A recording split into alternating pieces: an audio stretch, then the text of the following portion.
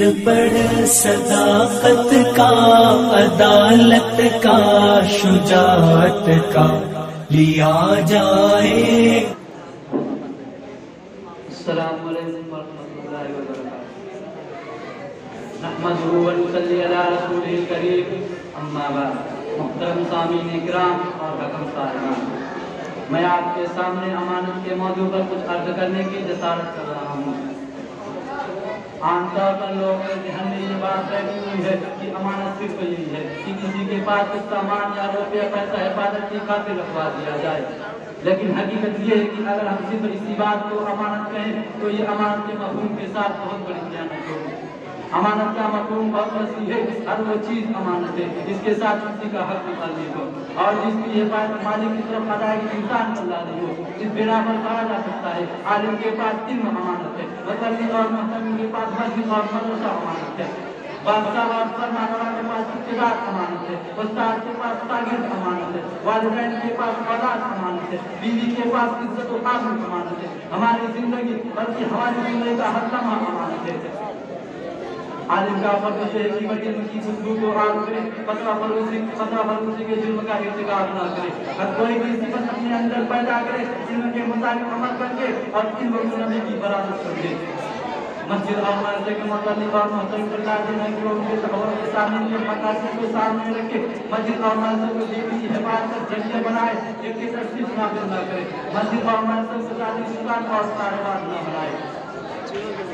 وقت کے فرمانروا پر لازم ہے کہ اپنے آپ کو خلفائے راشدین کے اندازے حکمرانی کو اپنا آئیڈیل بنائے، ملک میں عدل و انصاف کو پانی اور ہوا کی طرح عام کرے، اگر وہ اپنی اور ظلم ترجیح نہ کرے، اس بات پر نظر رکھے کہ اس کی مملکت کے حدود میں کوئی مزدور انصاف سے، کوئی بے روزگار روزگار سے، کوئی بھوکا ضرورت کی روٹی سے، کوئی بیمار علاج و معالجہ سے، کوئی یتیم سرپرستی سے،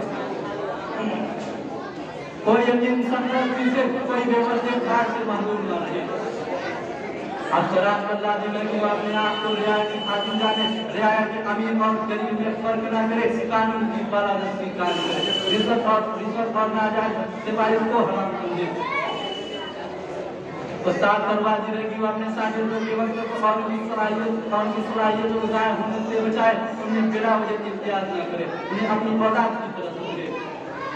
والدین کی ذمہ داری ہے کہ وہ اولاد کی صحیح تربیت کرے، انہیں مثال مسلمان اور بہترین انسان بنانے کے لیے اپنی تمام صلاحیتیں کام میں لائیں، انہیں اخلاق بگاڑنے والے مخلوق اور برے دوستوں سے بچائے، ان کے ساتھ سب کو محبت کا معاملہ رکھے۔ بیوی کے منصب کا تقاضا ہے کہ وہ اپنی عزت و آبرو کی حفاظت کرے، شوہر کے مال میں خیانت نہ کرے۔ ہمیں زندگی کی صورت میں جو بہت بڑی نعمتیں عطا کی گئی ہے، اس کا تقاضا ہے کہ ہم زندگی جیسی قیمتی متاع کو فضولیات میں ضائع نہ کریں، ایک ایک لمحے کو محاسبہ کے ترازو پر تولتے رہیں، کوشش یہ کریں کہ ہماری ہر کام اللہ کے لیے اور اللہ کے دین کے لیے وقت رہے۔ انسان کا کہتا یہ ہے کہ یہ سب کچھ میرا ہے، لیکن حقیقت میں اس کا تو کچھ بھی نہیں۔ انسان کا صرف متولی ہے، نگراں ہے، محافظ ہے۔ انسان کے پاس جو کچھ بھی ہے وہ اللہ کا دیا ہوا ہے اور کسی کی امانت ہے۔ یہاں یہ جو سب کچھ امانت ہے، مگر آئیے میں آپ کو سب سے بڑی امانت کے بارے میں بتلاؤں، جس امانت کا کوئی زمین اور آسمان نہ اٹھا سکے، سب فلک پہاڑ نہ اٹھا سکے، لیکن انسان نے اس کو اپنے ناپاک کندھوں پر اٹھا لیا، لیکن اس کا حق ادا نہ کر سکا۔ اور یہ وہ عظیم امانت ہے جس کی نسبت براہ راست طرف سے ذوالجلال کی طرف ہے۔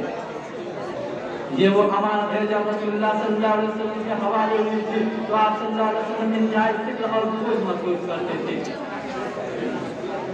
سخت سردی میں آپ کی مقدس پیشانی پر پسینے کی بوندیں موتی بن کر چھمچھلانے لگتی تھی۔ یہ وہ امانت ہے جو 1 لاکھ سے زیادہ انبیاء کرام علیہ السلام کے حوالے وقتاً فوقتاً کی جاتی رہی۔ ہاں، ہمارے پاس سب سے بڑی امانت قرآن ہے، سب سے بڑی امانت اللہ کا دین ہے، سب سے بڑی امانت رسول اللہ صلی اللہ علیہ وسلم کی علم اور عملی وراثت ہے۔ یہ امانت حضور صلی اللہ علیہ وسلم نے صحابہ تک پہنچائی اور کچھ صحابہ کرام رضی اللہ عنہ اس امانت کو دوسروں تک پہنچانے کا حق ادا کر دیا۔ میں انہیں چند باتوں پر اپنی تقریر